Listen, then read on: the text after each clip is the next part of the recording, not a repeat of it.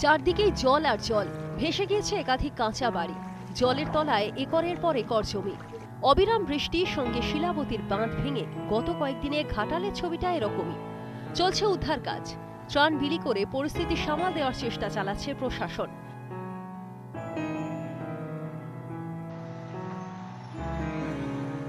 এদিন এলাকা পরিদর্শনে যান এলাকার সাংসদ দেব। বন্যা দুর্গতদের জন্য কি কি ব্যবস্থা নেওয়া হচ্ছে তা নিয়ে ঘাটালের মহকুমা শাসক ও দাসপুরের বিডিওর সঙ্গে বৈঠক করেন তিনি। পরিস্থিতি এখন কন্ট্রোলে আছে, পরিস্থিতি এখন নিয়ন্ত্রণে আছে, কারণ যেই মানুষগুলোকে আমরা রেস্কিউ করতে পারছিলাম না, কালকে হেলিকপ্টারের মাধ্যমে 30 জনকে রেস্কিউ করা হয়েছে, আশ্রমে রাখা হয়েছে। ত্রাণের যে জিনিসপত্র, খাওয়ার দাওয়ার সমস্ত মানুষের কাছে যেন পৌঁছে যেতে পারে, কারণ ওয়াটার কারেন্ট অনেকটাই বেড়েছে। ফি বর্ষায় ভাসে ঘাটাল, এই ছবিতে বদল আনতে ঘাটাল মাস্টার প্ল্যানের পরিকল্পনা নিয়েছে সরকার।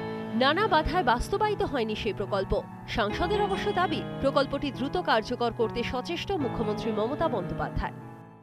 গত বছর বলেছি, এইবারে আবার জোর করে বলবো, কিন্তু এটা সত্যি বিশ্বাস করুন, আমরা লড়ে যাচ্ছি, আমরা চেষ্টা করছি। সেই জন্য হয়তো দিদি বললো কি ওয়ার্ল্ড ব্যাংক থেকে লোন নিয়ে যে 2,500 কোটি টাকা যেটা ব্যাংকে সেই মাস্টার প্ল্যানটা যে বাজেটটা এসছে, সেইটা হয়তো এইখান থেকেই করতে হবে, কারণ আমরা কোনো সাহায্য পাচ্ছি না প্রবলেম।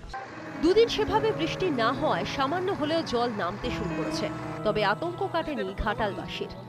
ক্যামেরায় সৌমেন দাসের সঙ্গে সোমরাজ বন্দ্যোপাধ্যায়ের রিপোর্ট, ইটিভি নিউজ বাংলা।